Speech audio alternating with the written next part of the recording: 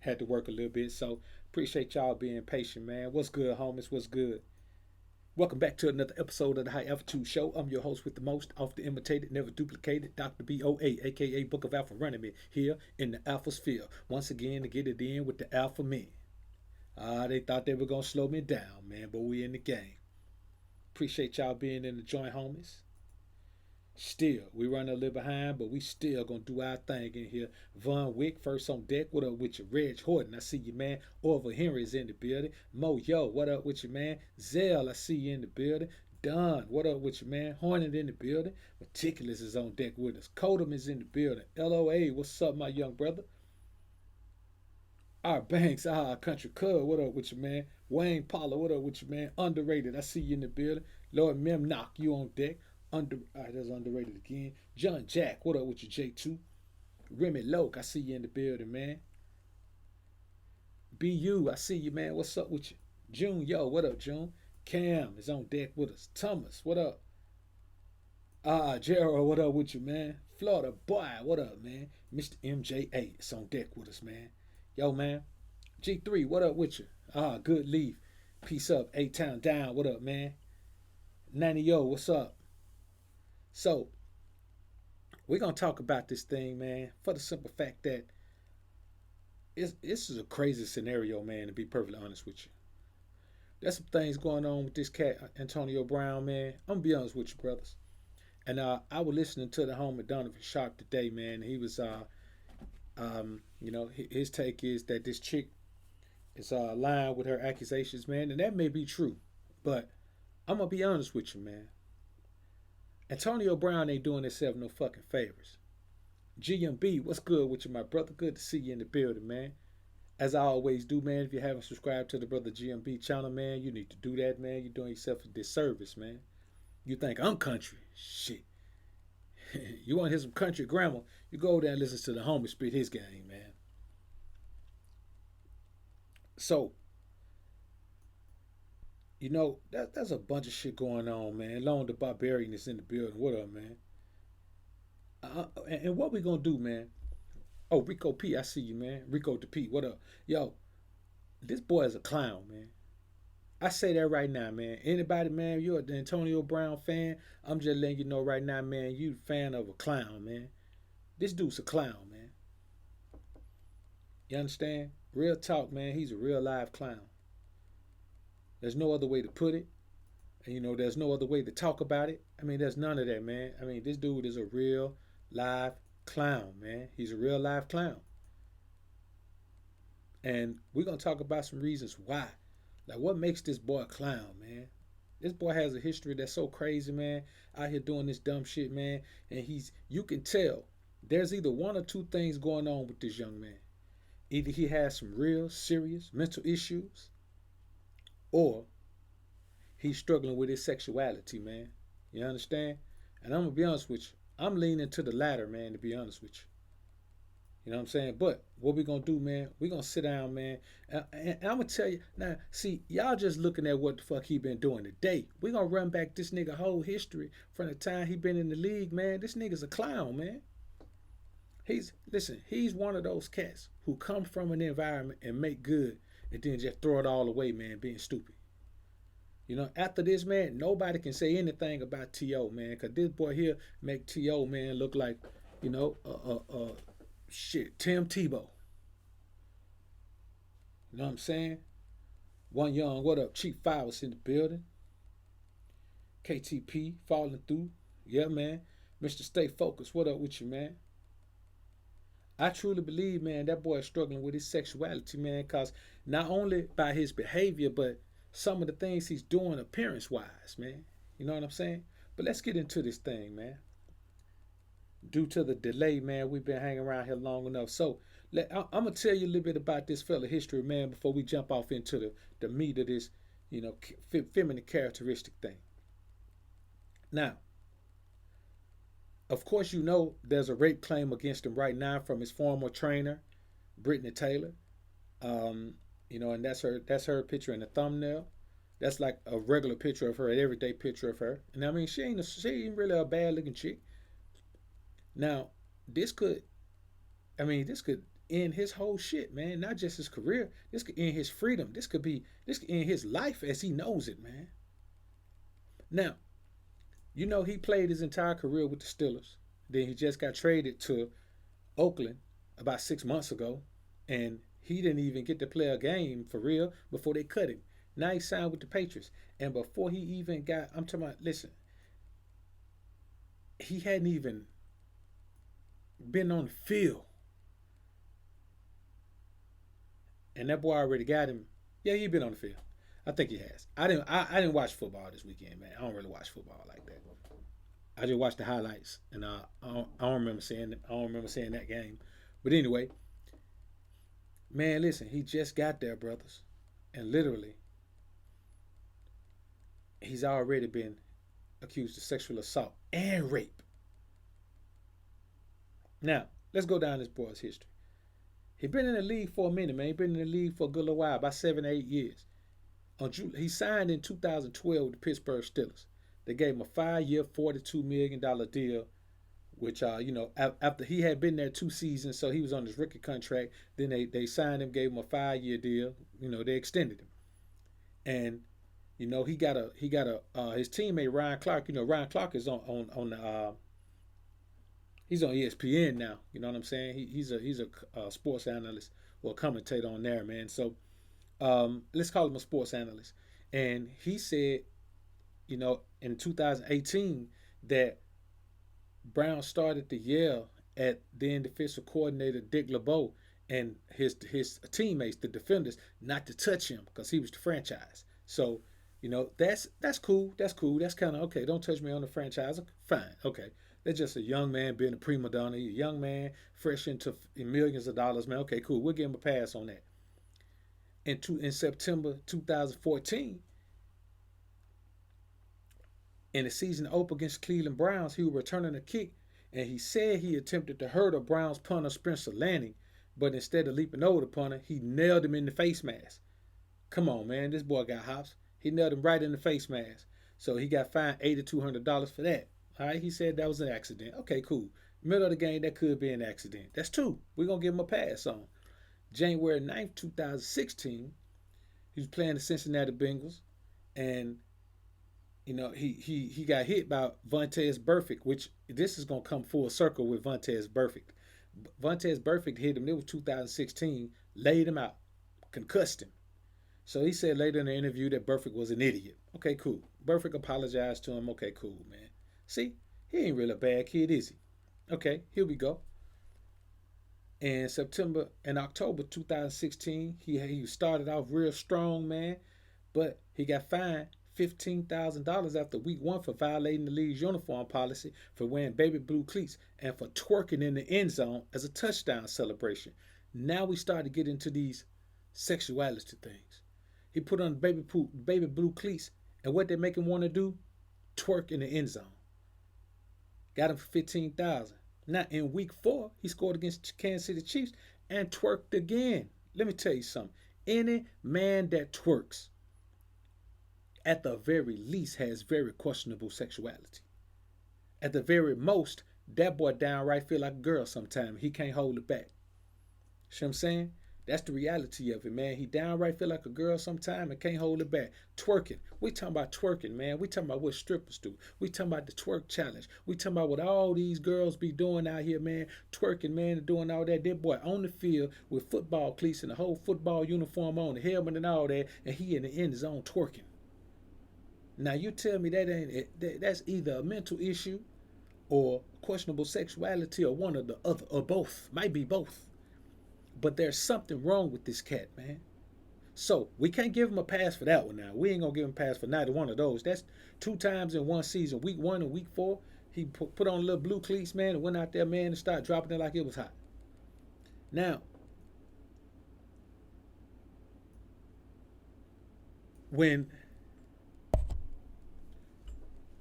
in January 8th, 2017, they're playing the Kansas City Chiefs again. His teammates had already asked the man to keep a low profile. So he went on Facebook Live and recorded Mike Tomlin post-game speech. Where Mike was cutting up on the New England Patriots, man. You know what I'm saying? Now he would discipline and apologize for causing distraction, but Facebook paid him prior to the start of the season to create content for the platform. See what I'm saying? Now, here he is, man, just, airing out everything. He just signed on to create content, man, and he just throwing people under the bus, man. Like, man, who records their coaches post game speech in the locker room? In the private locker room, records post game speech, man, and puts it up on social media. Here we go, social media, being a social media whore. Come on, man, how masculine is that? Let's keep it moving. This year, this is how his year started off this year. Now that was roughly 2 years ago. Boy been balling his ass off since then. February the 5th this year, he was reportedly involved in a domestic dispute in January when he was accused of pushing the mother of one of his children after she asked him for reimbursement for a haircut. He wasn't arrested. His attorney called the allegations baseless. But you see how something's always following this cat, man? Now, I'm actually trying to see why she's trying to get reimbursed for a haircut. But the fact that he supposedly pushed her, man, that's more heat on the boy. More heat on the boy. In February, on February 27th, this in the same month, he signed a 4-year, $68 million contract extension with the Steelers. Listen, man, they paid him. It was gonna pay him $17 million annually. At that particular time, he was the highest paid wide receiver in football. Now this was 2017. In October, no, this was February. This was February 2017 when he got in trouble, man, for the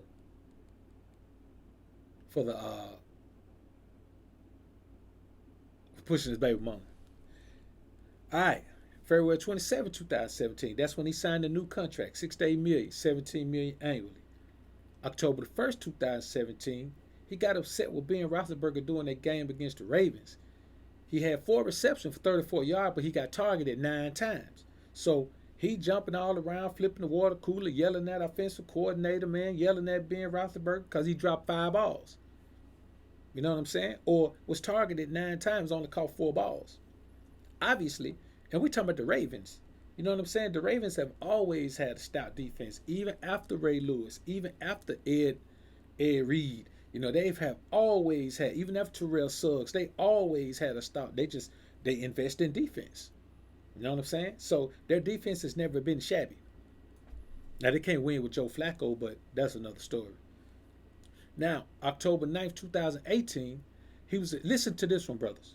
He was accused of nearly killing a toddler earlier that year after throwing furniture off his 14th floor balcony. Why in the hell are you throwing furniture off a 14th floor balcony? This boy has issues, man. He was accused of traumatizing the child in his supposed fit of rage. He blamed someone else for throwing the furniture, and to settle the lawsuit, in June 2019, earlier this year, he agreed to pay for the child's college fund. All right. Week 17, 2018. And this is probably when, him and the Steelers started realizing it wasn't going to work. This is when the Steelers started realizing his talent ain't worth the headache anymore.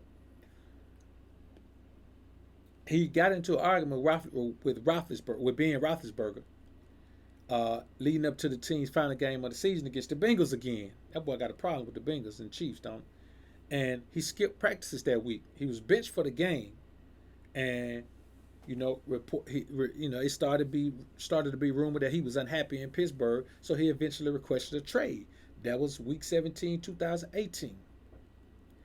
Now, January 3rd, 2019, Ryan Clark, again, his former teammate, said during live on a broadcast that it was time for the Steelers to get rid of Antonio Brown. You know what I'm saying? Said the team created a monster by giving him a big contract. Of course, Antonio Brown responded by calling Ryan Clark Uncle Tom.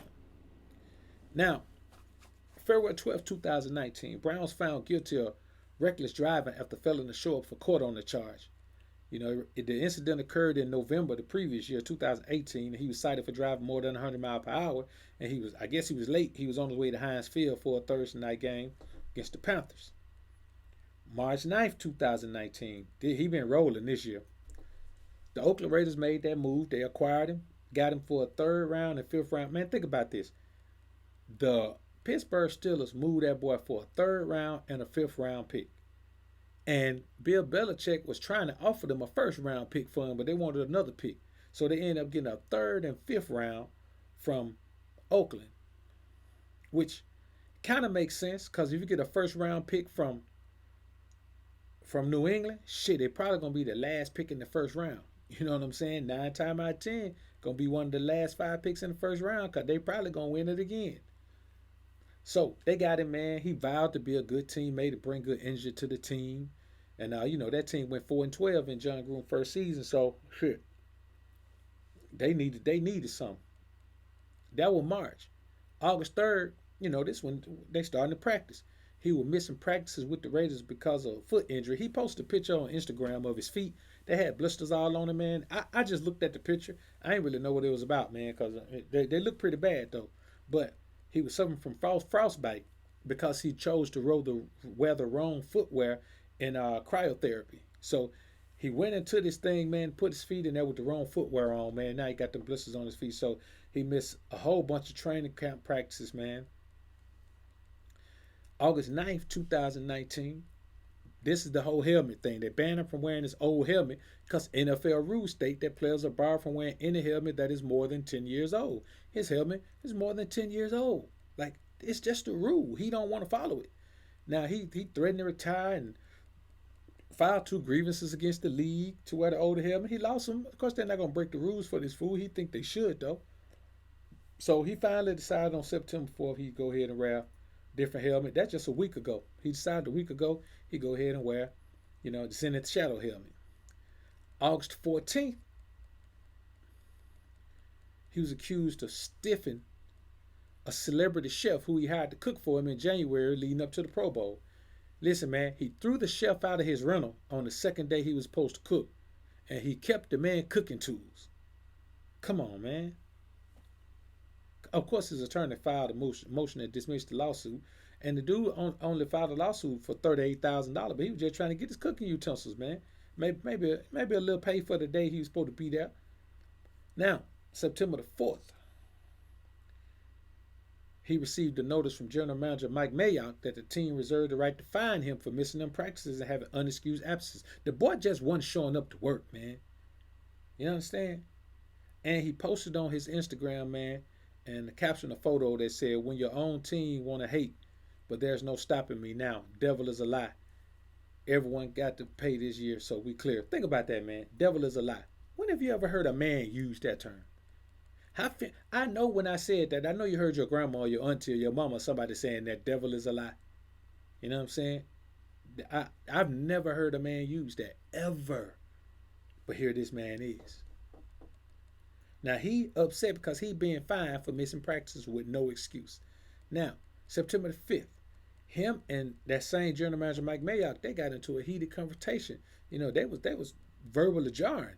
And Brown allegedly called Mayock a cracker, which Brown later cracker, which Brown later denied. But he was being held back by teammates, and out of all the people, Vontaze Burfict was the one that was holding him back.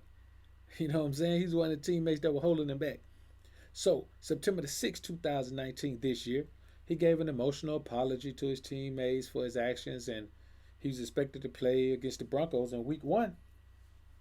Then, a few hours later, he released a video on his YouTube page of a private conversation between him and his coach, man. You know what I'm saying? That shit is illegal. Now, the video producer later said that he sent the one to John Gruden, and John Gruden texted back that he loved it.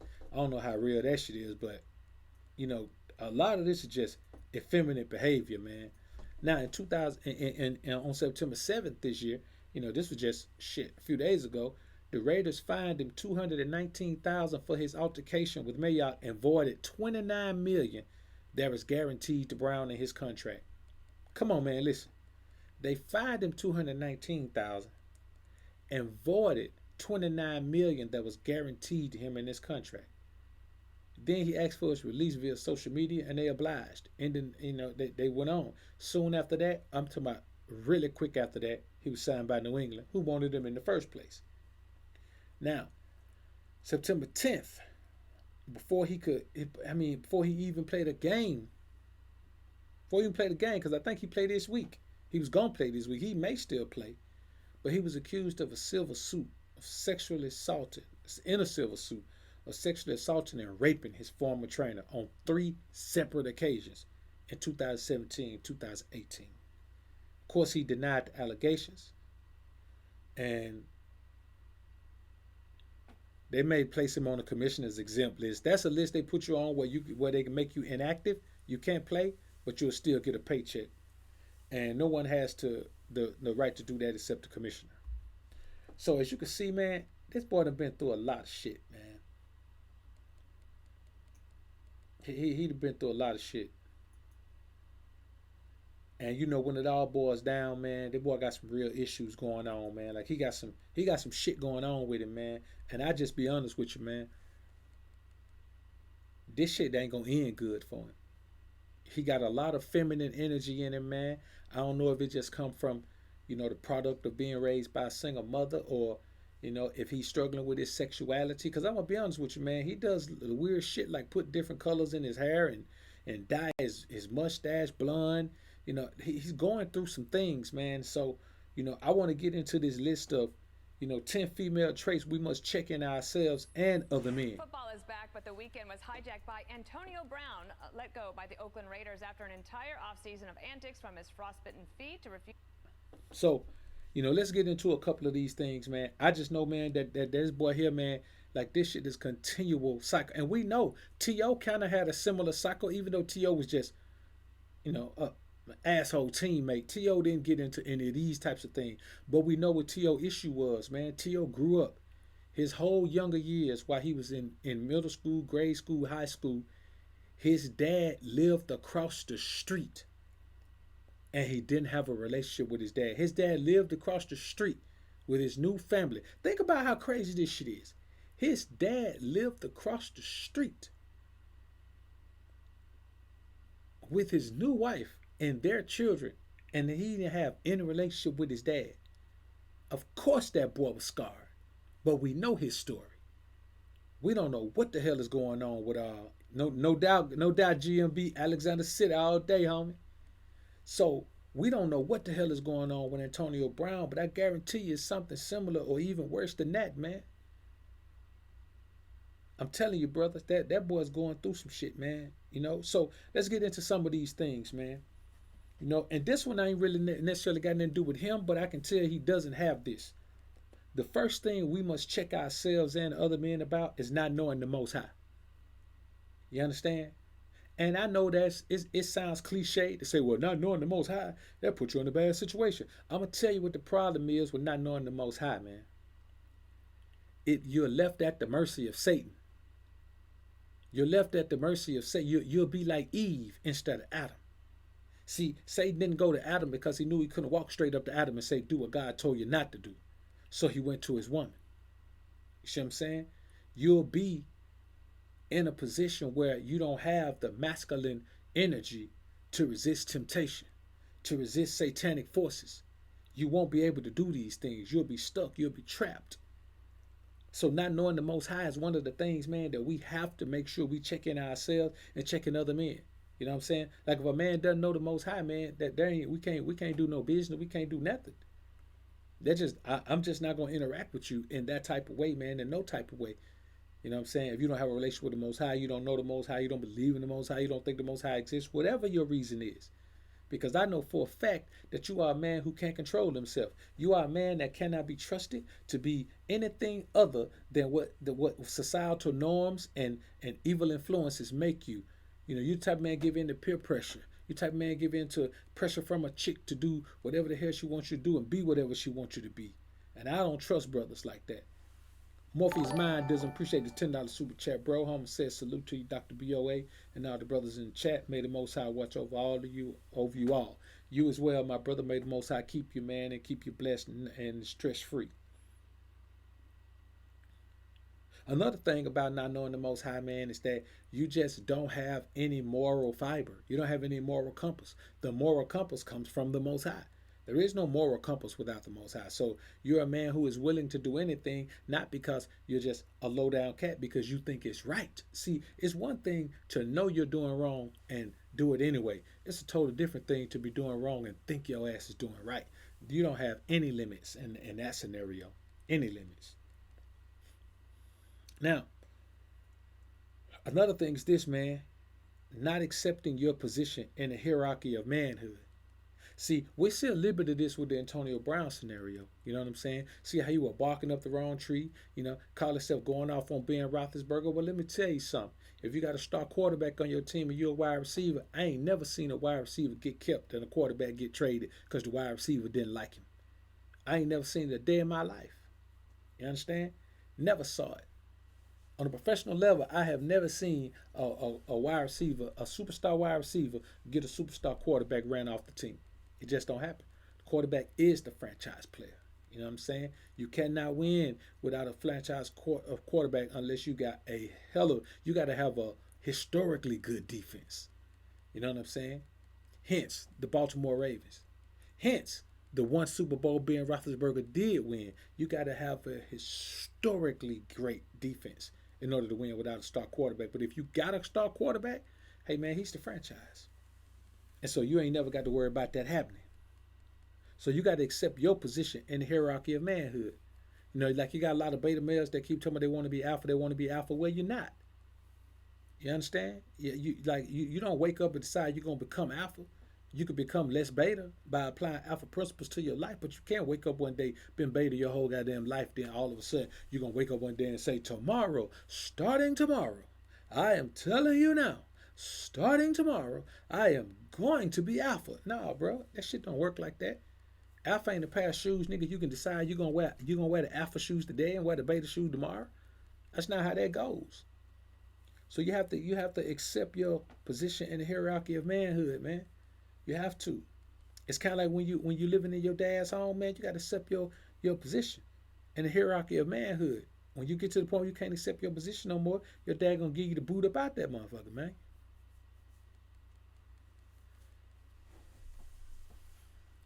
Let's see. Ben got 2 rings. Yeah, I think Mike did win a ring, didn't he? All right, yeah, you're right. Mike got a ring. All right, cool. All right, good information, man. Good information. That deal still good information.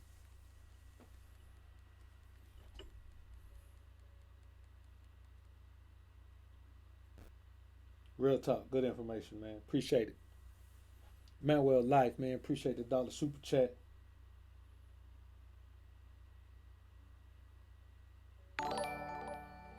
So, you got to keep in mind, man, that until you accept your position in the hierarchy of manhood, man, then the only man who can't do that is an effeminate man. You know what I'm saying? An effeminate man cannot accept the plight of his life. You know what I'm saying? He can't accept the plight of his life. That's why I mean we talk about Malik Yoba, but I'm gonna be honest with you. It was some real strong man shit, man, that he did, man, coming out with that shit, man.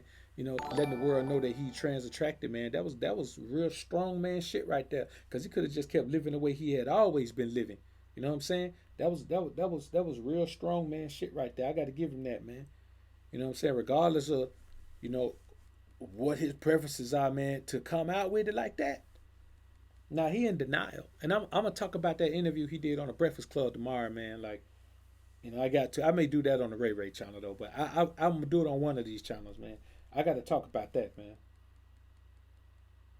Yeah, it's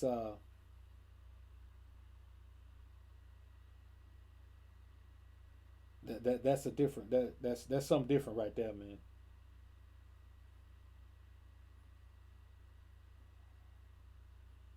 But it take a man to step up and do that, man. Take a man to step up and do that, cause there's a lot of other cats out here that feel the same way Malik Yoba feel, but they ain't gonna come out and say it. You know what I'm saying?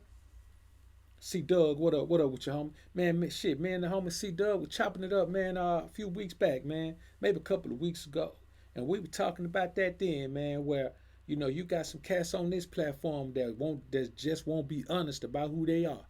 They can take a page out of Malik Yoba book and understand, man, that you ain't gonna find no peace and joy until you accept the plight of your life. You got to accept your hierarchy of manhood, your position in the hierarchy of manhood, in the hierarchy of manhood, hierarchy, potato, nigga. You gotta accept your position, man. And by accepting that position, I don't mean accept it and be sad like you've been forced in that position. Your position in the hierarchy is just what the fuck it is. It's based on who you are as a man.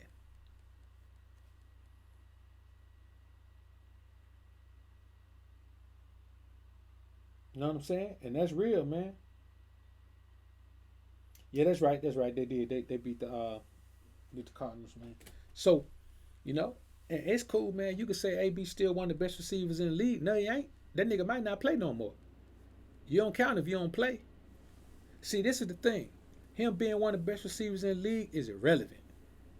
You know what I'm saying? The nigga that burnt every bit. You know how many of these people sitting back saying that's what he get? Think about this, man. Think about this. We in the Me Too era, right? We in the Me Too era. Look how we feel about Bill. Look how we feel about Cos, man. We all feel some kind of way about Bill Cosby, man. He old. And he represented something to us throughout our lives, man. So we feel some kind of way about it. With AB, his homies, his former teammates, I guarantee you the majority of them sitting back saying, yeah, that's what you get. Man, when you burn bridges, man, listen, if I got a bridge set up where you can come back and forth and you burn it, nigga, I'm not finna rebuild that bridge for you. If you burn that bridge, when you burn bridges, people do not rebuild them for you. You understand what I'm saying? And they ain't too keen about you rebuilding them yourself. So I just know, man, that you know, if you don't accept your position in the hierarchy, man, like this cat is he's on the team. His ass is about to have a fight with the general manager. Yo, homie, you're about to have a fight with the general manager on the team. Nigga, come on, man. You had 29 million guaranteed. Left it on the table for what?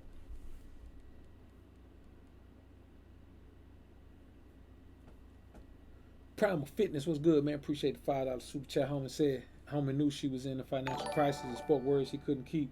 Now Shawty using the law to get her due diligence, and that law worked, man. If you know how to work that law, man, it works. It works. Yeah, you know what, GMB? See, these stats are another reason, man, that to let us know, man, this boy got shit going on in his brain. You know what I'm saying?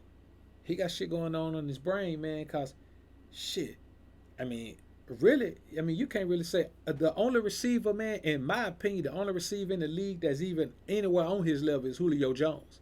You know what I'm saying? If you give Julio a full healthy season, only thing holding Julio back, he can't stay on the damn field. But if when Julio's on the field, Julio is the only receiver in the league, man. There's some other great receivers they got big numbers. But I'm talking about effect on the game, effect on the defense. Him and Julio, man, there's AB and Julio, and then there's everybody else. Now some of those boys are pretty close. That third position is pretty close. But there's AB and Julio, and then everybody else, man. You know what I'm saying? You got a couple of other cast, man, that's coming up, man, that look good on the field, man. But when we talking about, just striking fear in the hearts of defenders, shit, that's AB and Julio right there. Look at that boy. Look at that boy. What you call it, man? Shit, I can't remember that nigga name. I just looking at what GMB wrote. I believe Vontaze did knock it out of him, man. He ain't been right since then, man.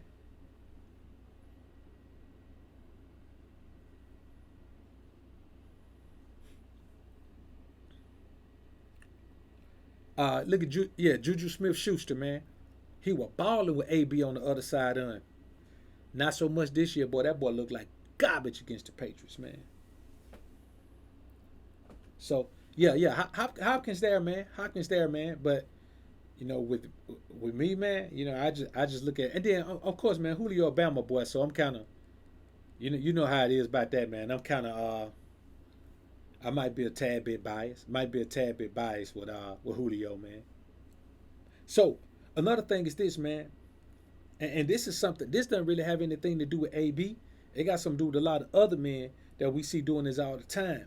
Selling out manhood for the sake of having or getting or assisting women. Selling out manhood for the sake of having women or assisting women in their own fucking cause. There's a lot of cats out here that do that, man, and they have got to be checked. They have got to be checked. If you're a man that's out here, man, living that life, man, and you are selling manhood out, man, whenever you can for whatever reason for your own personal benefit, listen, fool, there is no personal benefit for you when you sell out manhood, nigga. It's fool's gold. If you're a man and you sell out manhood, it's fool's gold. Whatever you get for selling out your manhood, homie, it's fool's gold. That shit has no value for real. Doesn't have any value at all.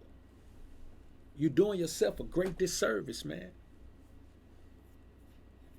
So, you look at a couple of these things, man, we talk about cars, man, but then we had to look at them and say, man, hey, man, if you popping these pills on these guns like that, man, and we can't say it don't have, it have 9. Nigga, there's date rape drugs 9 niggas use. You know what I'm saying? Very popular date rape drugs, man.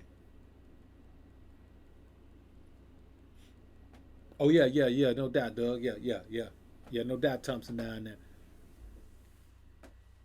I was just watching a little corner of that game, man, with was it the Ray? Was it the Ray? No, it was the Texans. The Texans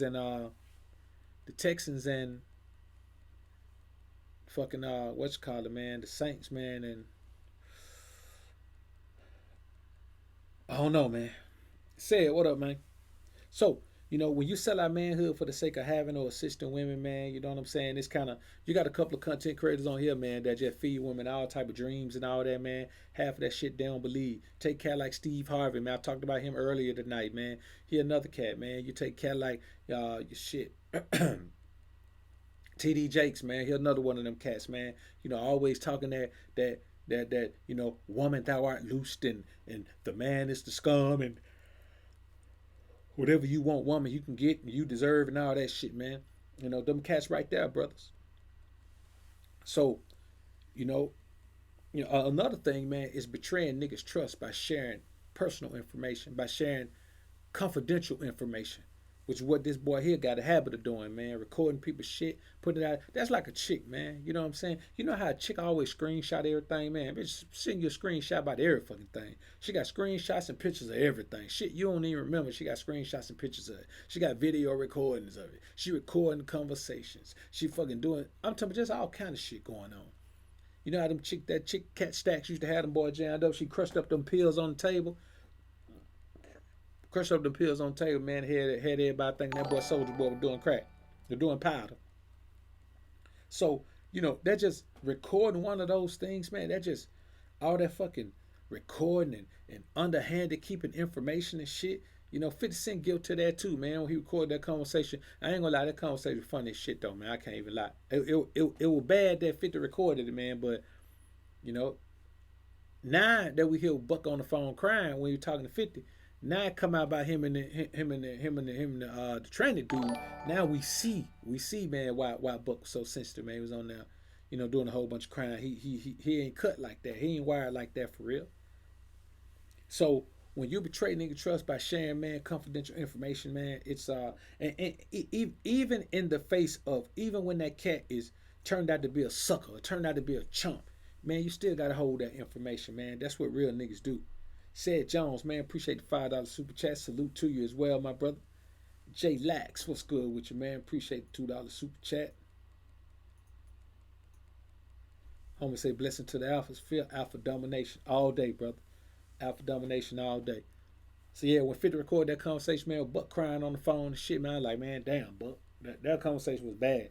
And then he would talk to him like a little kid. Well, Buck, I'm just telling you, man, you gotta, when it comes time, you just gotta listen to me. You gotta like give me all your money and let me do it, what I'm gonna do with it, and give you like an allowance and shit. That's how the conversation sounded to me. That ain't what he was saying, but that's how it sounded to me. Bro, when I tell you to do it, you gotta do it the way I tell you to do it, Buck. I ain't gonna lead you wrong now, my son. Follow me, my son. That's how he was talking to him. That nigga on the phone crying with him and shit, man. I was like, man, damn. Buck can't recover from that, man. Seattle boys, what up, man? With the Seahawk in the joint. Appreciate the $25 super chat, man. Salute to you. I think the Seahawks might. Hey, listen, man. I think the Seahawks might have some thump over there this year, man. To be honest with you, man.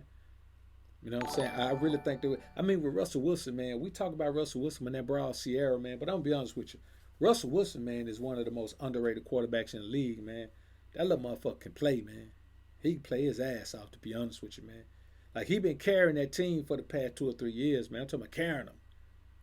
You know what I'm saying? I mean, they ain't really had no talent out there for him. When that Legion of Boom defense broke up, man, they ain't really had no. The defense ain't been like that since, man. He been carrying the shit out that team out there, man. That boy's he go hard, man. You know what I'm saying? He go hard, tough as shit. He go hard, man. You know what I'm saying? If it wasn't for that boy right there, man, Seattle, the Hawks, man, they'll be in the cellar every year, man. You know what I'm saying? Hopefully they build him a winner out there again, man. You know, just build him a team around him, bro. Cause I'm gonna be honest with you. You know, he seems to be the only one who has any confidence left after that Super Bowl loss. You know what I'm saying? After that dumbass bonehead ass play that Pete Carroll called, when he should just let Beast Mode just gash them boys. You know, everybody else, man, like flustered after that. You know what I'm saying? Everybody fell off after that, man. I don't even know what none of them niggas play at. I think I know what Cam play at. But the rest of them boys, man, I don't know what the hell happened to them, man.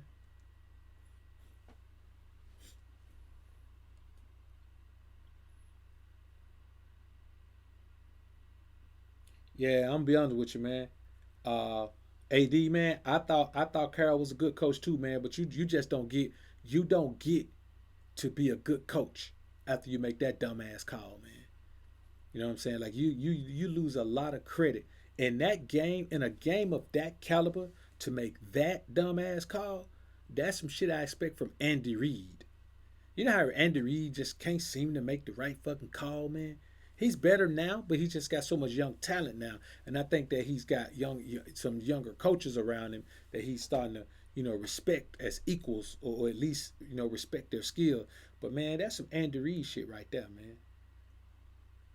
All right. GMB said Sherman had a pick six in San Fran.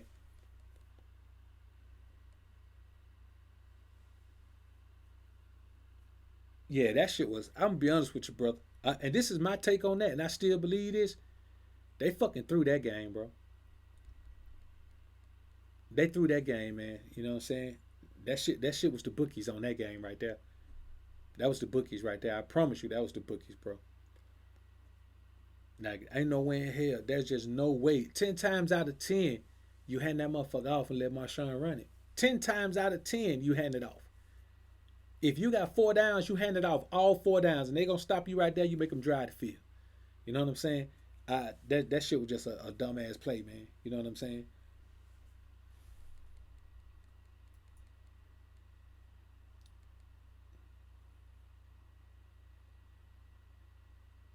Yeah, that's it, man. It was just all about that. Pete Carroll, man, as a coach, he just did not want to let Marshawn Lynch, man, be the one. He didn't want to let him be the one, bro. And I'm gonna be honest with you, that shit gonna come back to bite him, bro. Cause if he never wins another Super Bowl, man, he gonna live his life regretting that shit, man. Cause he was supposed to have his second one right there.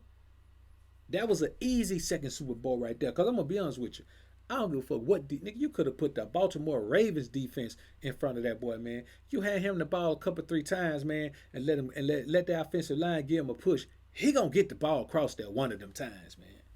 So I just didn't understand the play, man. It was one of the dumbest plays I ever seen, man. And I know he threw that. That's like the final game that made me say, man, you know what, man, I can't really dig this shit no more, man, because I know he threw that fucking game, man. So, but anyway, man, another thing is this, man, being emotional. This is one of the top feminine characteristics that we gotta check ourselves on, man. We gotta check other men on too, man. Being overly fucking emotional, man. You know what I'm saying? Not just being emotional, being overly emotional. I had a cat come on what's called it, man, come on a comment, man, and say, well, BoA, you know, you you always talk about beta males, and then you get emotional when sigma males talk about alpha males. Let me tell you something, man. There ain't nothing on YouTube that can get me emotional. I clarify information.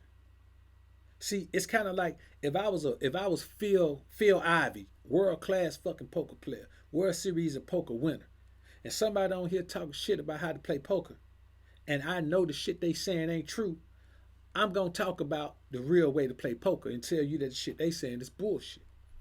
You understand? If somebody on here talk about how to catch a ball, how to run a good route, and I'm Jerry Rice, I'm gonna come on here and say that motherfucker don't know what he's talking about by running no route. You talking to the greatest that ever did it, best route runner in history. Let me tell you how you run a route.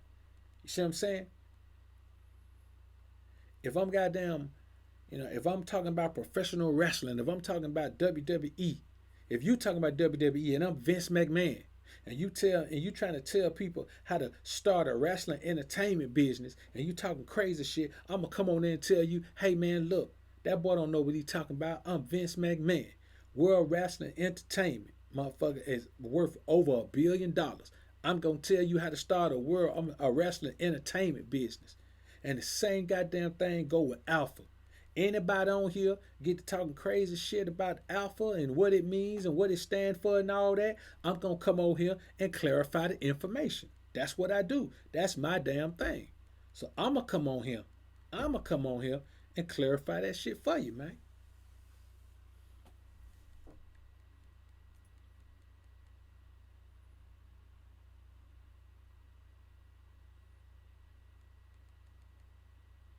So, you know, um,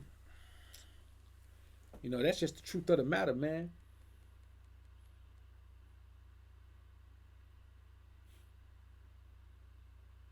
Yeah, yeah, I agree with you, Iman. That motherfuckers been they've been great, man. I'm gonna be honest with you, man. And this is the reality of it, man. I think Kansas City is every year that they have Andy Reid as the coach, and this is just me, man. Andy Reid is not gonna win a Super Bowl. Motherfucker not gonna win a Super Bowl. Andy Reid not gonna win a Super Bowl, and Chip Kelly not gonna win on any level again. Look how that motherfucker struggling out there, man. What that boy coaching at UCLA. Look how Chip Kelly struggling out there at UCLA, man.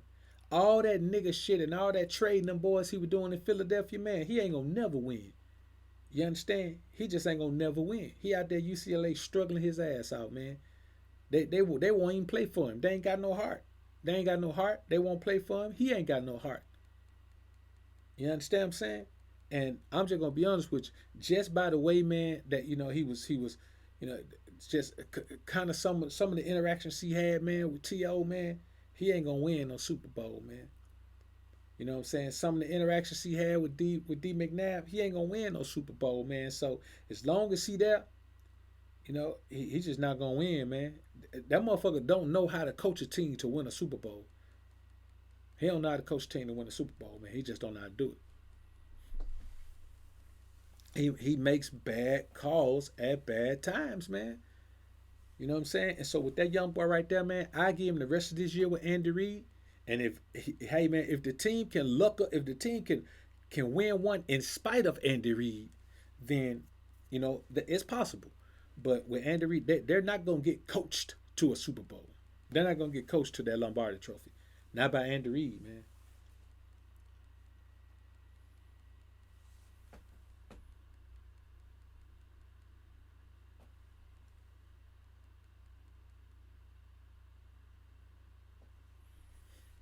So that's the reality of it, man. Another thing about being overly emotional, man. You look at a lot of these things this boy did, man. Like this nigga talking about he had a fit of rage. This nigga is throwing furniture off a 14th story balcony. He ain't even looking down to see who down there, man. What kind of emotional shit is that? That's the same kind of shit Left Eye was doing when she was burning up Andre Rison's clothes. And she burnt up in her bathtub, man. Burnt down that nigga whole mansion. Antonio Brown has this same kind of energy, man. And somebody around him should have been able to check him. You know what I'm saying? He's a football player. He ain't no fucking MMA fighter. You know what I'm saying? A nigga ain't no rolling 60s. You know what I'm saying? Nigga ain't no IGD. Nigga ain't no Six Deuce Brown. He ain't none of that. Nigga a football player. A funny looking ass football player, man. That's what he is. Great question. See Doug, man. See Doug says who's better, Jerry Rice or Randy Moss? I think, man, I really believe, bro. I really believe that you have to look at them differently just because of what they do. You know what I'm saying? If you want to talk about all around wide receiver, I'm gonna have to give it to Jerry, man. Just because of the fact of how well he knew the route tree. Like, he wasn't the fastest player, but he cost the most. I'm gonna have to give it to Jerry, man. He the all-time leading shit. He a beast, man. You know what I'm saying? He the all-time leading yards, man. For me, football is about yards. You give a yard, you take a yard. There's 100 yards from end zone to end zone. Football is all about yards. That's why, in my opinion, Now I'm gonna be honest with you. If you ask me if I got to play a fucking Super Bowl game, you ask me which one of them guys I want. Oh fuck, I'm taking Moss. You give me one game to win a Super Bowl. You know what I'm saying? Let's say I'm a team owner. You give me one game to win a Super Bowl. You give me Brady or you give me fucking Vic. You give me any quarterback with an arm. I'm taking Moss all the time because you can't stop Moss going down the sideline. If you're talking about just putting points on the board, even in the twilight of his career, he was still outrunning motherfuckers. You know what I'm saying? So if we talking about you give me one game to win a Super Bowl, and I got to pick one of them for one game, shit, man, I'm picking Moss. You know what I'm saying? I'm picking Moss for that, man. Now I'm gonna be honest with you. To be perfectly honest with you, I do believe that To was the perfect combination of the two of those players. He wasn't quite as fast as Moss or big as Moss, but he was fast enough, especially when he was younger. He was fast enough to break away and get down the sideline. And as far as running the routes, man, I mean, that boy, he'd go across the middle of the field. I don't care about nothing the receiver do, man. If he'll go across the middle of the field, if he's a superstar receiver with speed and he'll still go across the middle of the field, he get my respect, man. Yeah, I believe so. I believe so, Doug. I mean, I know so. You know what I'm saying? Shit, a lot of them actually, and it ain't just start either.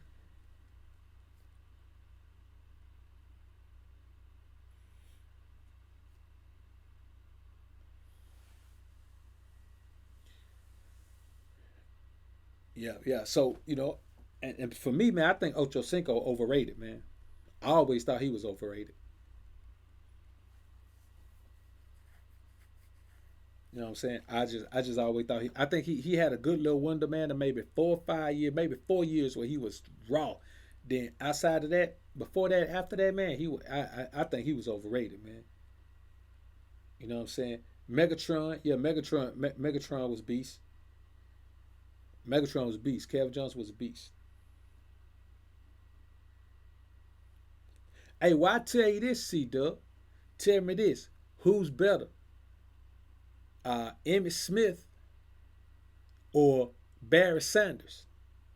Now Emmitt Smith is the all-time leading rusher, even though he really shouldn't be. We'll get into that. But who's better, Barry Sanders or Emmitt Smith?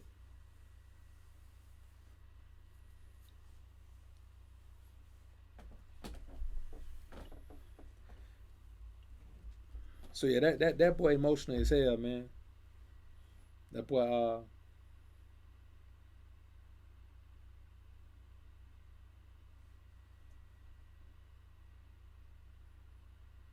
yeah, see a bunch of bears in there, man.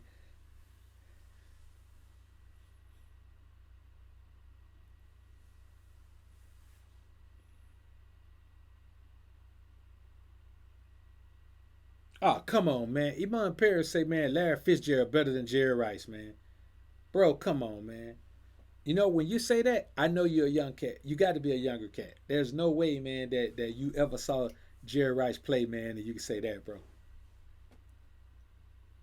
Yeah, Barry ain't have no O line, man. You know what I'm saying? I mean, you got to think about this though.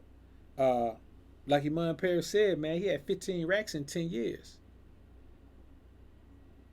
And he left out the league still effective, still effective. Yeah, yeah, he tripping, man. Homie said Larry Fitzgerald was better than Jerry Rice. Come on, brother. You could not have seen Jerry Rice play, bro.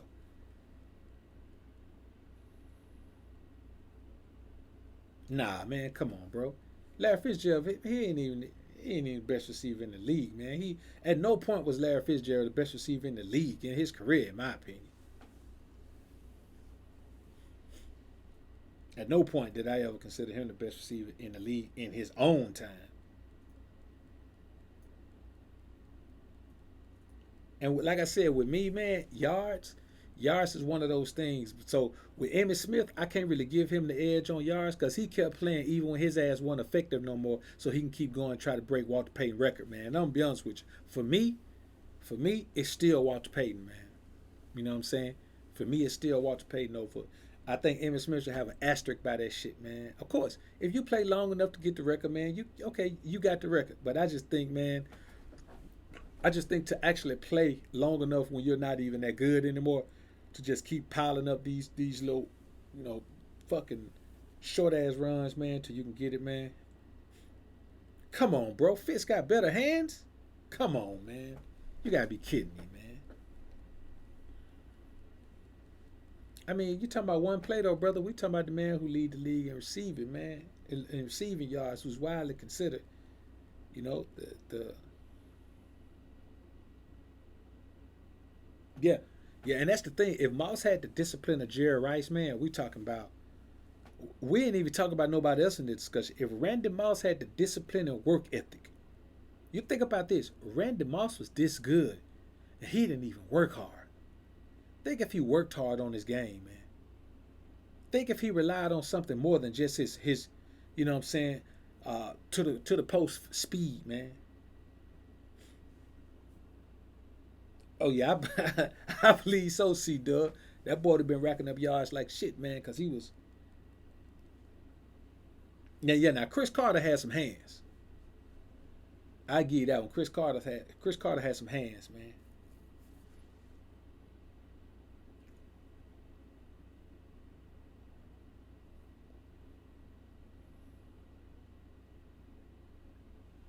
I mean, yeah, bro, you can say who his QBs were, but I mean that's part of it. Shit, all the greatest receivers had great QBs. You know what I'm saying? All the greatest receivers had great QBs. You know, that's just how it goes. Shit, I'd probably throw in another five GMB.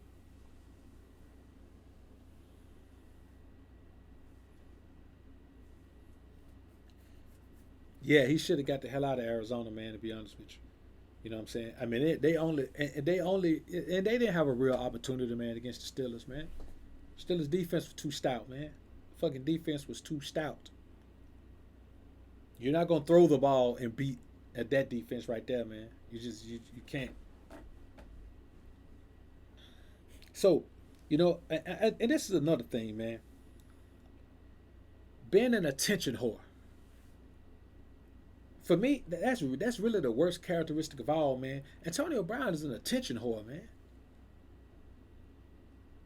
It's one thing, it gets tiresome dealing with female attention whores, but when you get a man that's an attention whore, man, I'm gonna be honest with you, brother. I can't handle that shit for more than 5 minutes, to be honest with you. That boy got to get away from me, man. I can't handle no male attention whore, man. That's to me, man. That's crazy. And then this is the thing. It's one thing to be just an average dude that's an attention whore. Nigga, you're a professional football player.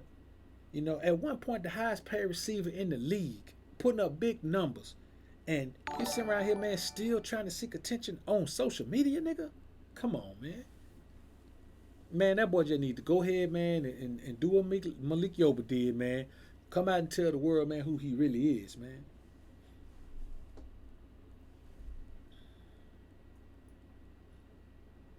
Golden Child, appreciate the $2 super chat. Mike Larry, what's good, brother? Appreciate the $5 super chat.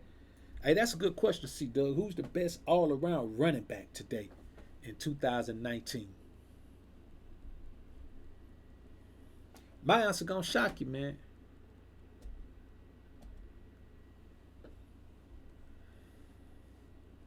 Hey, Todd Gurley is a real one, man. Todd Gurley is a real one.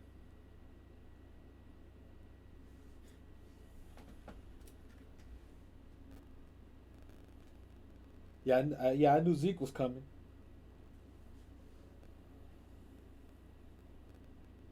Got to give Zeke a nod, man. Got to give Zeke some consideration there.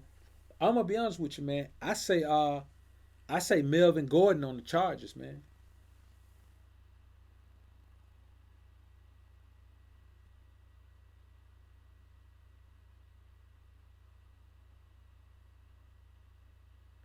I say Melvin Gordon, man, on Chargers.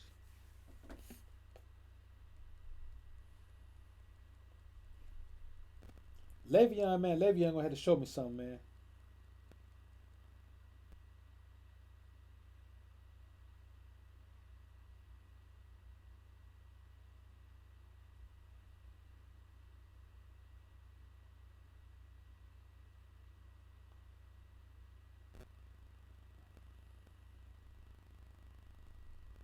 Le'Veon gonna have to show me what he could do. Cause I'm gonna be honest with you, you can look a certain way running behind that Steelers line, man. But I need to see. I think Melvin Gordon, man. I think Melvin Gordon. I think he the truth, man. Just watching him, you know, he when you think about it, man.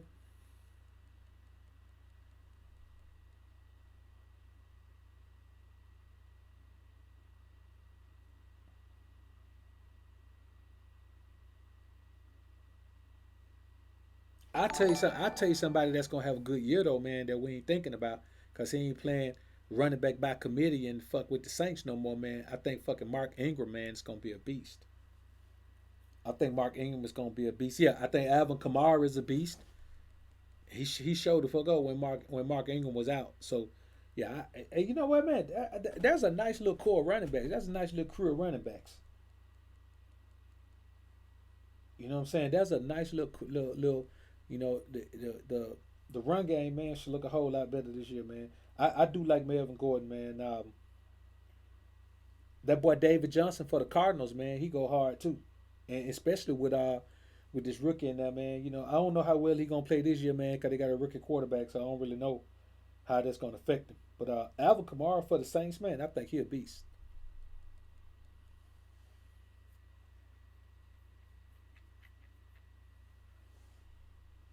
And Mark should get some run, man, with Jackson, man. He should get some run with Lamar Jackson, man, at the QB, man. I think don't be surprised if the Ravens, man, win the fucking win the AFC North, man. Don't be surprised. Don't be surprised, cause the Steelers got fucking issues, man. The way they looked against the Patriots, man, it's a wrap for them, man. That boy, Mike Tomlin won't make it through the year, man. He won't make it through the year, man. Yeah, McCaffrey good too, man. But McCaffrey, man, he ain't gonna be able to. He got a garbage quarterback, man. Cam Newton, garbage, man. Cam Newton is the absolute. He's the absolute most overrated quarterback in the league, man. Literally, man. Like I'll take Jameis Winston over Cam Newton for the simple fact Jameis Winston is still young, and he has more upside, man. Cam Newton has hit his ceiling already. We've already saw his ceiling. He can't do any better than he's already done. And what he is not a fucking Super Bowl quarterback. He's not a Super Bowl caliber quarterback. You know what I'm saying? He's straight overrated, man. I truly believe that, man. Yeah, and also, man, yeah, he does. He needs to stop dressing like fucking Mary Poppins in the Wicked Witch of the West, man. I don't know what's wrong with him, man. That boy, that got issues too.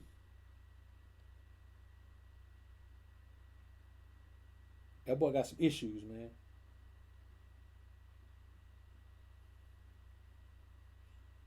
But I'm gonna be honest with you though, C Doug, man. I think I just watching them on the field. I think I like Todd Gurley, man. Like watching them run.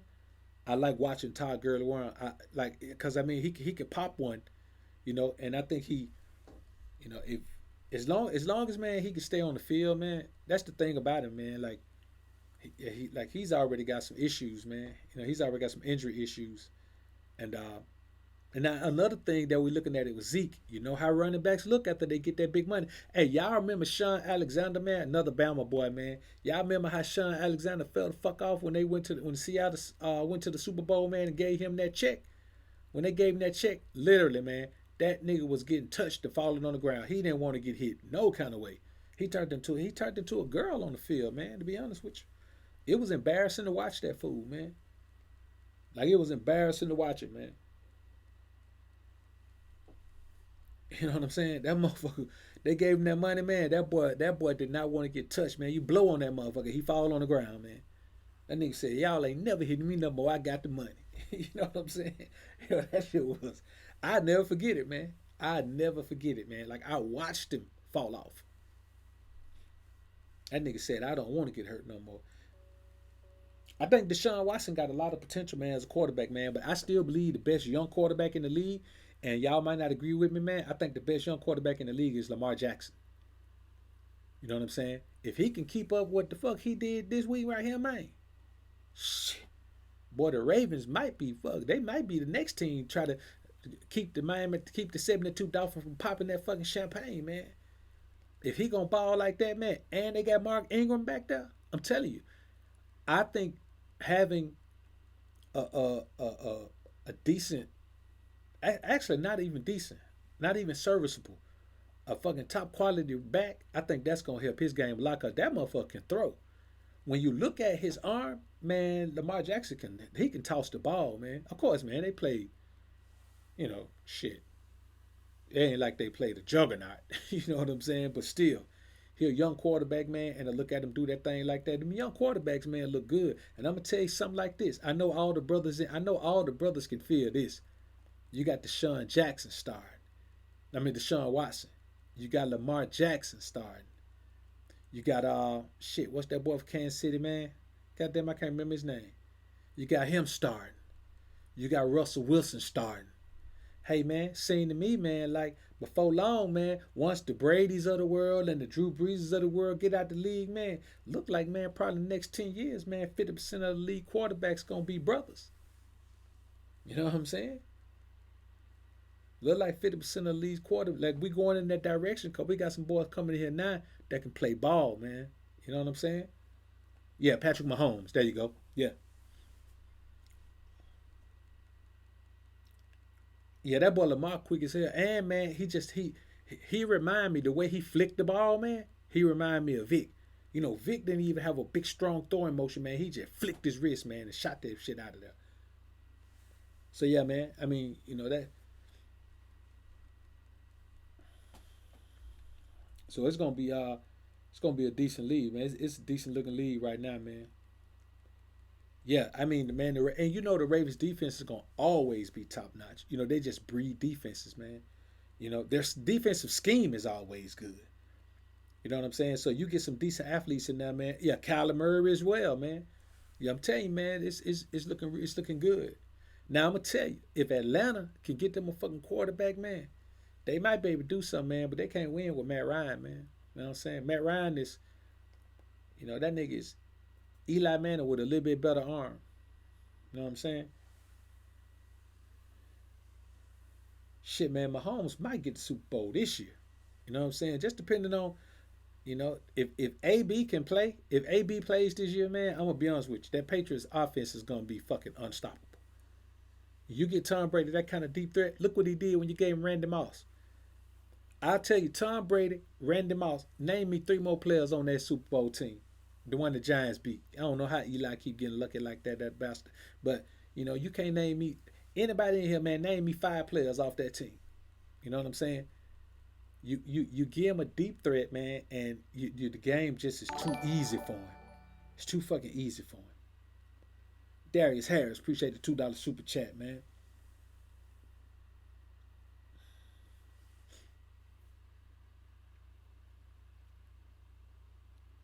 So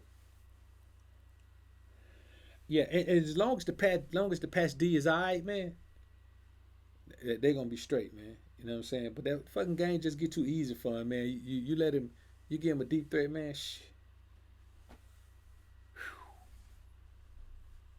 And this is the first time he's gotten one in his prime. AB is in his prime. You know what I'm saying? Moss he wasn't in his prime. He wasn't. I mean, he wasn't a wash. He was never gonna be a wash. Motherfucker was just too fast. You know what I'm saying? At 40, he's probably gonna be just a step quicker than most receivers in the league. Still, that's how fast he was, man. Let's see, man. Robert O'Neill coming there, man. Man, you probably went online, man. Harrison, Brucey, Kevin Falk, Wes Welker, Starwork. Yeah, man. You gotta be a real live Patriots fan, man. Yeah, and listen, the Patriots team almost always stacked. But tell me this. What's called it, man? Harrison, man, that boy, he wasn't nearly as good as that system made him seem. Teddy Bruschi wasn't nearly as good as that system made him seem. Kevin Falk wasn't nearly as good as playing with Tom Brady will make you. Wes Welker, they've been in certain motherfuckers in Wes Welker position, Tom Brady, whole career. You know what I'm saying? They got a system over there that just fucking works, man.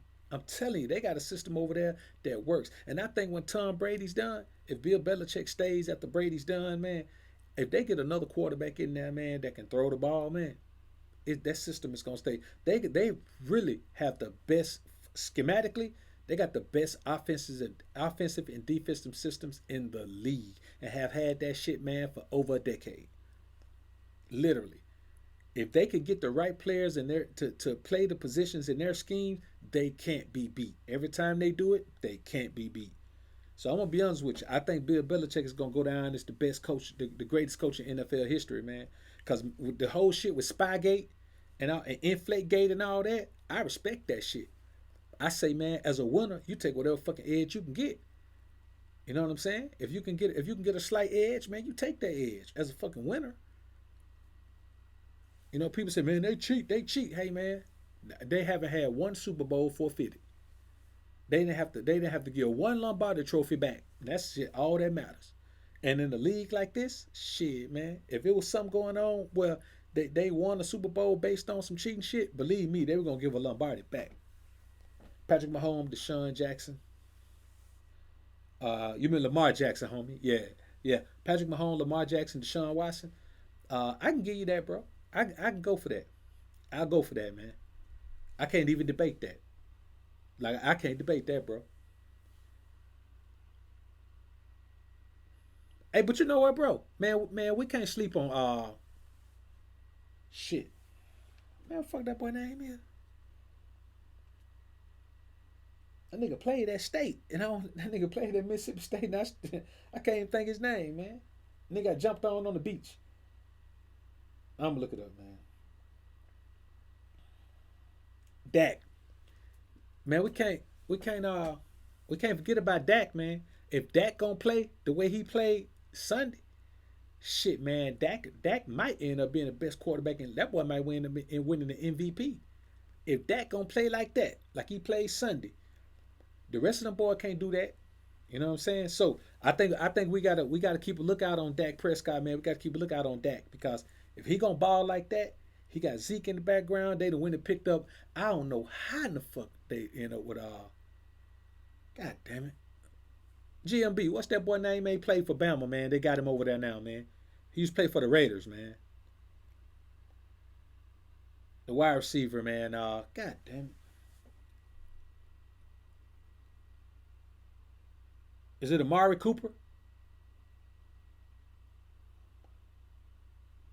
I think it's Amari Cooper, man. The the wide receiver they picked up from the Raiders, man.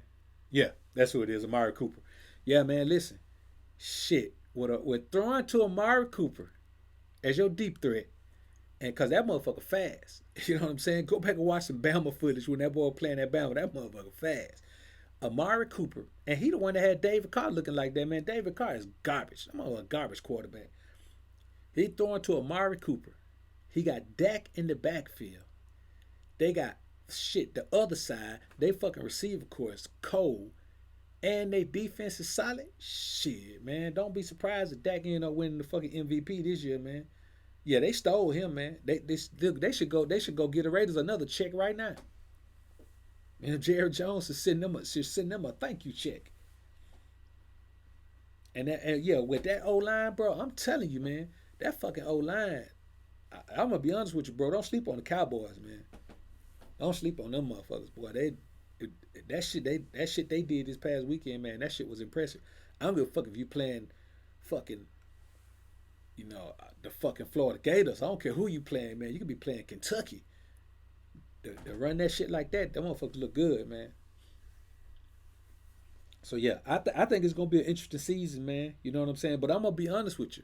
Do not sleep on the fucking Houston Texans, man.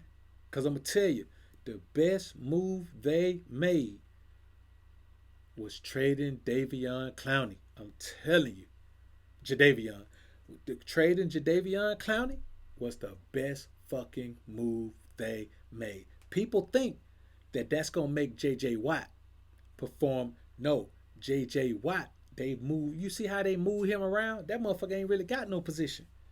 They put him wherever the mismatch is. They just let him run. That motherfucker like a free safety on the line. They just let him find the mismatch.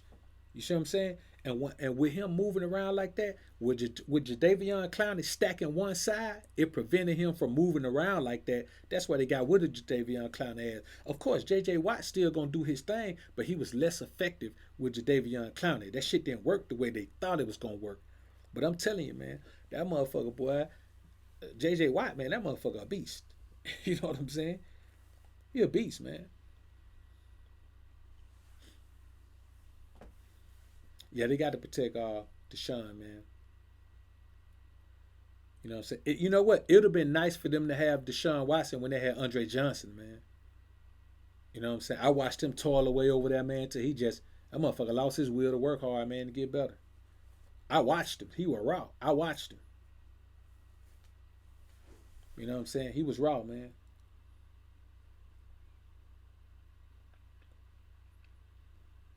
But that man, you know, maybe Jadavion, man, maybe he need a different maybe he need a different look, man. You know, go somewhere, man, where the culture's different.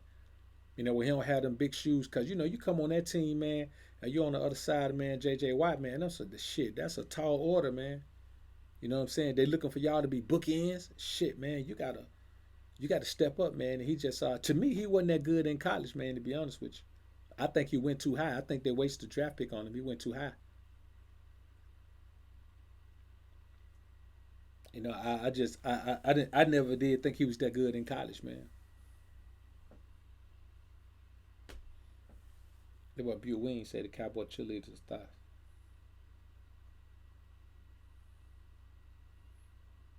Yeah, man, Amos put out some real NFL talent. But I'm gonna be honest with you, that goddamn that University of Miami right now, boy, them motherfuckers look horrible. Ah man, LT. I ain't even gotta think about that, man. LT.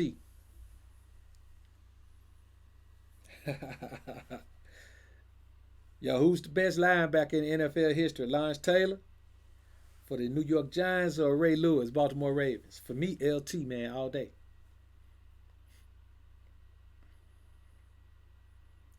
I saw LT do some shit, man. That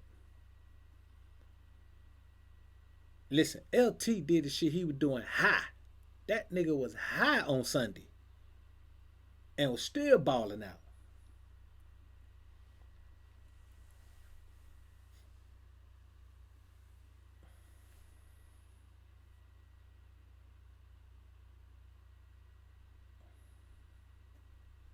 Yeah, but you know what? You know what? That's a great point, Robert O'Neill.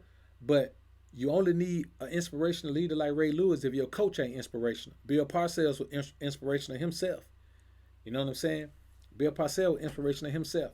So I think if you put, if you take that away and just say let's get on the field and see who's the best. We talk about on field. Shit, man. LT was. They created defenses. Is it the 4-3 or the 3-4? I think it's the 3-4. Buddy Ryan created that defense, man, for LT. There's a defense in the league that they play today that was created to stop Lawrence Taylor, man. That boy was a fucking freak of nature, man. Yeah, he was a freak of nature, man. You know what I'm saying? Yeah, the 3-4. There you go, D Flim. Good looking out, man. Good info. Listen, Buddy Ryan created the 3-4. No, he didn't. Hold up. What the fuck am I talking about? Now, couldn't it got to be an offensive scheme, man, that was created for. Did Buddy Ryan create the 3-4 for LT to run in?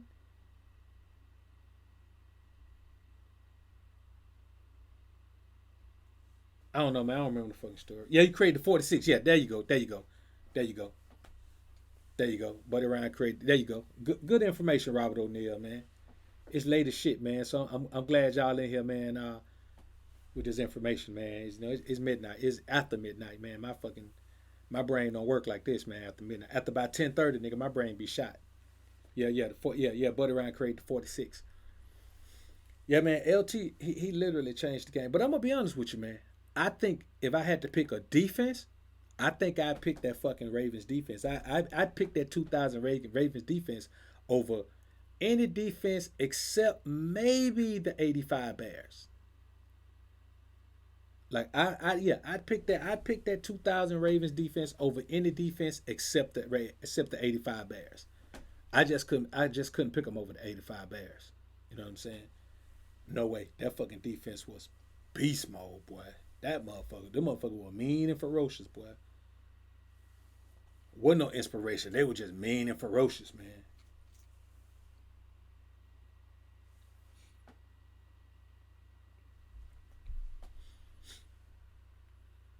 Yeah, that shit is. Whew, that fucking. I ain't gonna be honest with you, man. That fucking 2000 Ravens defense, man. That motherfucker was.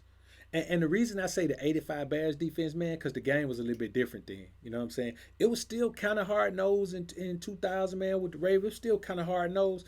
But, man, with that shit, man, when the 85 Bears was on the field, man, that mug, boy, you could. There's a whole bunch of shit you could do then you can't do now. I tell you that shit, man.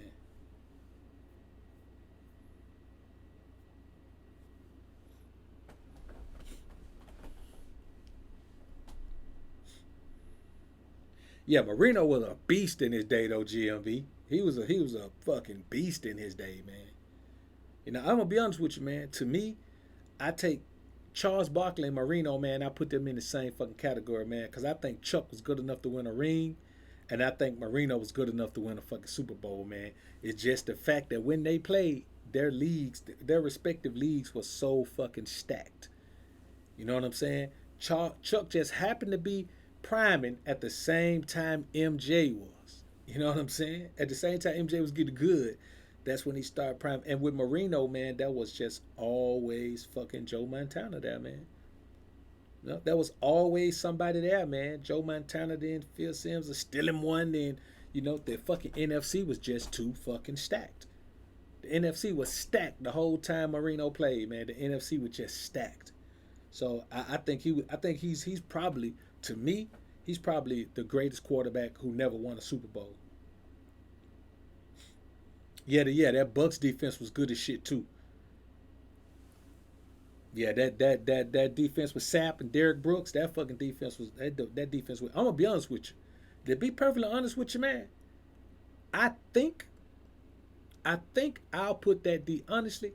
When I look at the '85 Bears, man, they had fucking Walter Payton, they had fast ass Galt, they had some offense.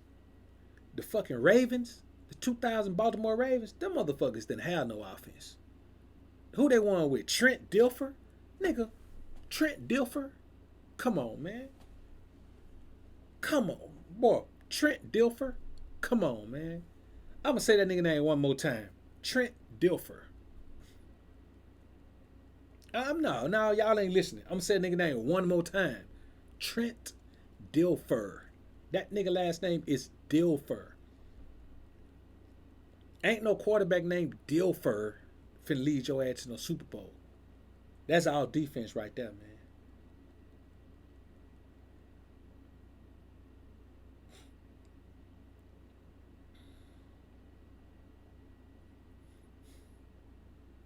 Nah, bro. Yeah, Jamal Lewis and Shannon Sharp were their offensive weapon, but their quarterback was Trent Dilfer, Trav. Trent Dilfer? Yo, you know, your offensive weapons damn near ain't weapons with Trent Dilfer as your quarterback, man.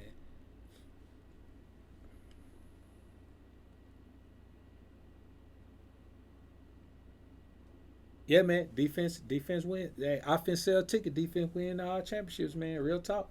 That shit has never failed. Offense sells tickets. Defense wins championships. It has never failed. It is always the team that get the most stops, not the team that score the most points. You know what I'm saying? Anybody who's ever played sports on any real level, high school, college, or anything, you know that. It is not about who scores the most points. It's about who gets the most stops.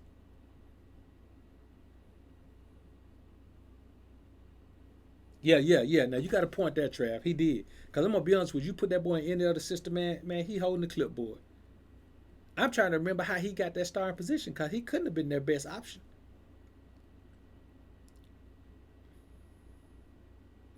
I don't know, man.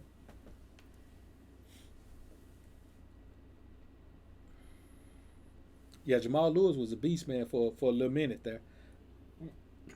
Now another thing, man, is this is the last thing, man, that we have to check ourselves and check each other for, man, and that is not seeking help for our mental issues.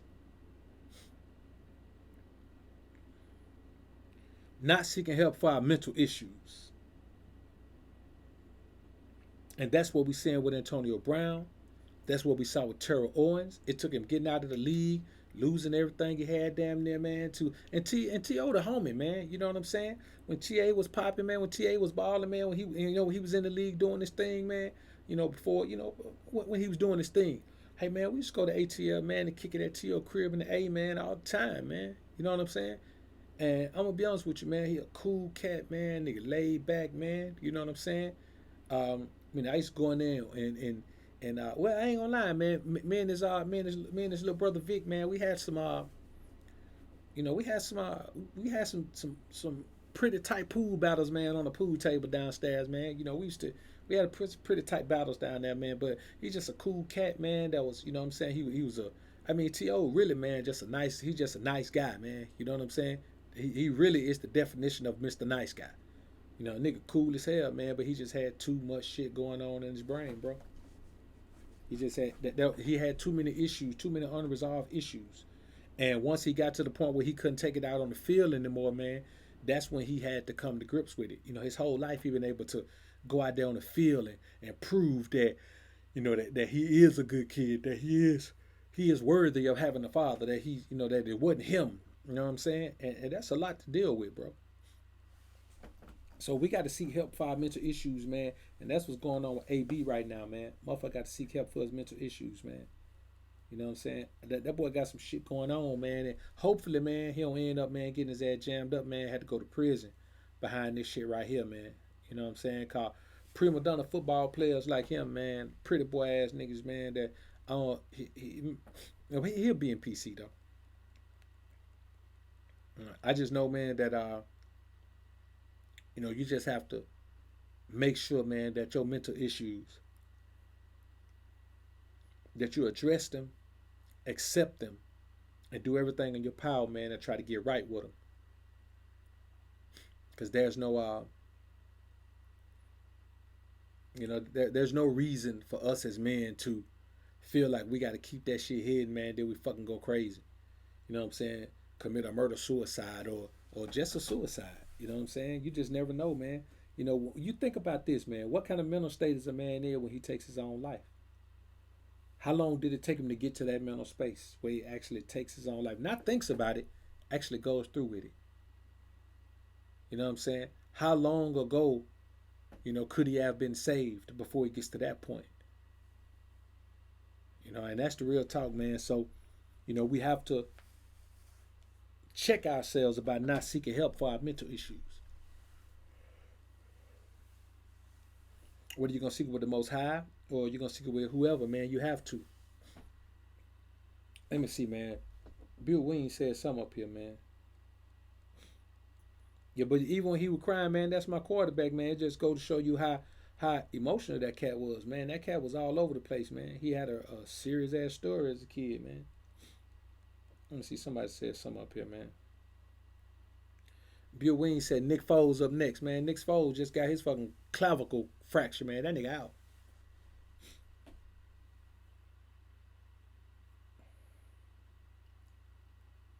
Yeah, money makes the issues get on steroids, man.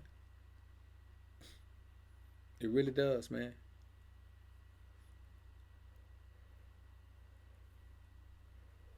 Because you get to the point, man, where you don't live a normal life anymore.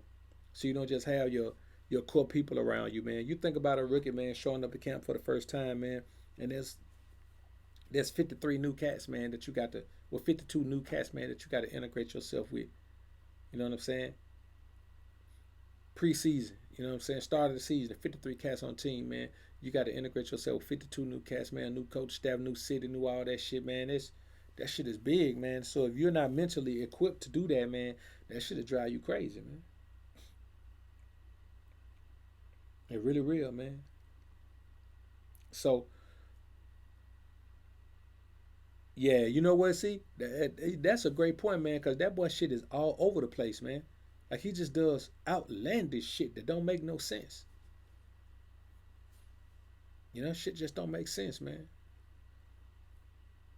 And you know there's some attention horror in there, man. Cause I'm gonna be honest with you, man. Nigga, why would you go into cryotherapy, man, with the wrong shoes on, with the wrong footwear, then come out there with blisters on your feet, man, and then put your fucking blister feet up on IG, man. You know what I'm saying? Yeah, that boy shit is all over the place, man. Nigga, he do some shit and act like he don't know he did it, man. You know what I'm saying? That boy wild, man. His shit all over the place. You know what I'm saying? But I hope he gets some help, man, cause he need it, bro.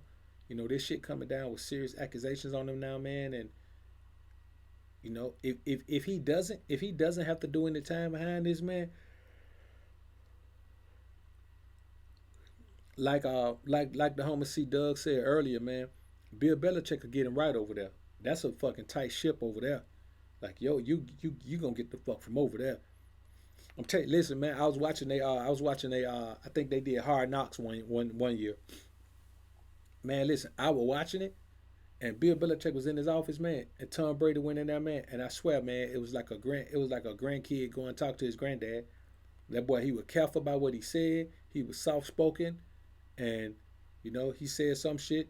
What he was thinking about doing on the field, man. Bill Belichick told me, yeah, that's fine, yeah, I think you should do that. And then, man, he was still sitting there. Bill Belichick looked at him like, what the fuck else you want? Man, Tom Brady got up and walked out. You know what I'm saying? That boy run a tight ship over there. There's no doubt about who's in charge with the New England Patriots. It ain't gonna be none of that fucking you say something to Tom Brady. Cause one thing you know about Tom Brady, look what he did to Ocho Cinco. He threw Ocho Cinco a pass. I think it was in the preseason game, man. The last preseason game, or the third preseason game. All the starters playing that. Threw that boy over the shoulder touchdown pass, dropped it right in his breadbasket. That boy missed it. Man, Tom Brady didn't throw that boy the ball no fucking more. That nigga ended up on the pine. Like Tom Brady would not trust him with the ball anymore. And after that, he was gone. You know what I'm saying? That's just how it is, man. So, the hierarchy over there is already in place. You know what I'm saying? It's already in place. Robert Kraft, Bill Belichick, Tom Brady. There it is. There's nobody else. There's Robert Kraft, Bill Belichick, Tom Brady. That's it. So if he can't get right over there, man, then he ain't gonna get right. Yeah, but you see what happened though. Brady didn't like Bill drafting Garoppolo. Garoppolo ass got out of there. You know what I'm saying? And I don't think Jimmy Garoppolo, man, is gonna be good anywhere else, man. I think he was tailor made. I think Bill drafted him for that system. Now this is the thing. Just like we saw Bill go get Antonio Brown, Bill a double back and go get Jimmy Garoppolo. If he don't come up with a better fit, he'll go get Jimmy Garoppolo. Because you got to think about this. Tom Brady was a fucking 6th round pick. They wasn't gonna win a Super Bowl with Drew Bledsoe. They just wasn't gonna win with him. That shit wasn't gonna happen. Tom Brady was a 6th round pick. So it ain't like he was a superstar fucking quarterback in college or no shit like that, man. 6th round, nigga, 6th round, yo, ass damn near didn't get drafted. But he's the quarterback that fit that system perfectly. And he kept tailoring the system to Tom Brady's gifts. So, he gonna draft somebody. What Bill Belichick does is plug and play. He knows what he needs at linebacker, at middle linebacker, he plugs and plays. He knows what he needs outside linebacker, he plugs and plays. He knows what the fuck he need at the center, he plugs and plays. His system is there. He drafts players who fit his system. He trades for players who fit his system. Nobody else. That's why you don't know who the fuck his running backs be, man. Corey Dillon. I remember Corey Dillon from the fucking um, Cincinnati Bengals. But shit, man, when we got to the Patriots, man, he was a fucking Super Bowl running back.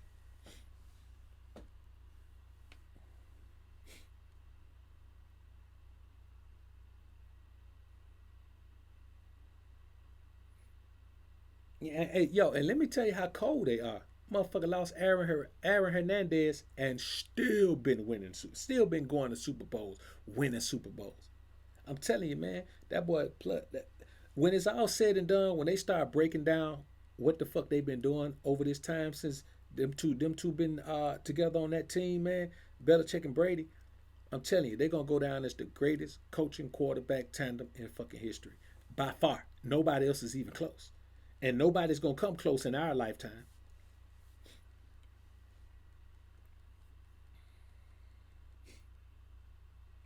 It's just them motherfucker in his 40s, man, and literally, damn near favorite to go back again. You know what I'm saying? He is favored to go back. I mean, they're not the most favorite team to go back to win it, but that's just how it is, man. The motherfuckers are good. Yeah, I agree with you, GMB. He damn sure look good in the pre. I can't remember that motherfucker name. He look good in the pre, man, for real. Now, before we get out of here, man, let's talk about Roll Tide, niggas. I know we got some Clemson fans in here. See, this is the thing.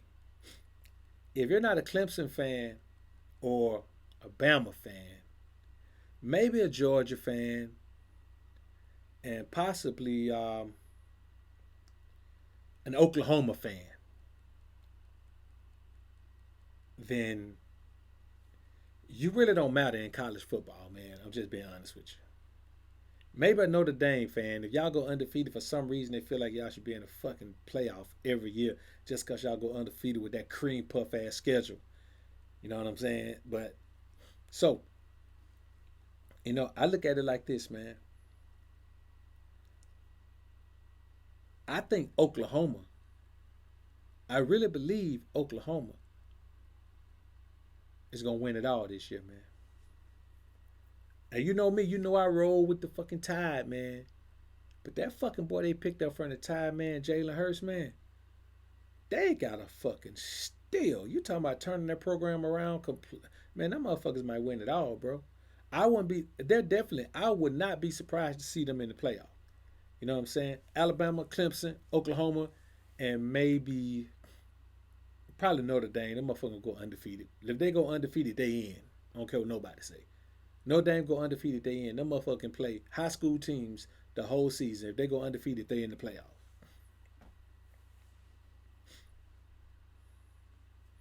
Yeah, GMB. Don't that motherfucker look like a different quarterback, man? I'm talking about that motherfucker ain't never looked like that at Bama, man. That's why he lost his job. You know what I'm saying? Tua looked better than him behind the center, man. Now, I'd be honest with you, bro. If he gonna look like that, man, that shit, I think Bama got the short end of that stick. I'm gonna be honest with you, shit. I just believe, man, that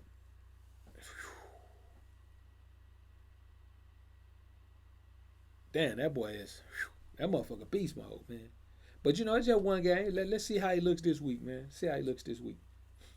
But I mean, goddamn, even if he fall off a little bit, man, he still shit. He can throw over 300, 3 touchdowns, and still ball out.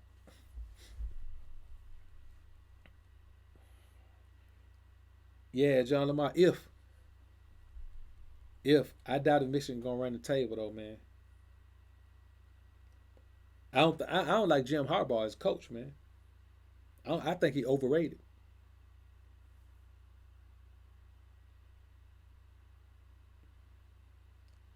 Yeah, that boy throwing deep balls like a motherfucker, man. I'm talking about threading them too, man. He threading them. Shit, that boy didn't have that, man. Well, he had it. They just didn't. They ain't let him show it. They damn sure didn't let him show it, man. I believe that G3, man. He was definitely held back at Bama, man. Cause goddamn, if he had all this under the hood, man, they should have took him out on the track, man, and punched the gas, man.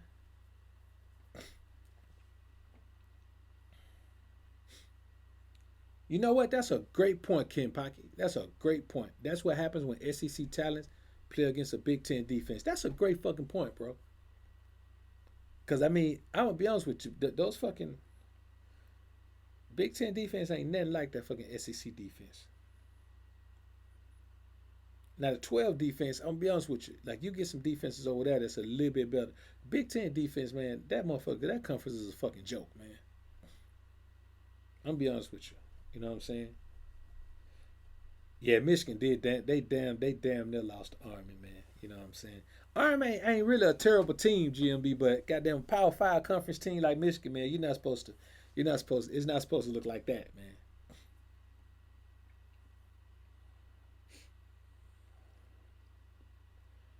Cadillac said Clemson, Alabama, Oklahoma, and then Ohio State.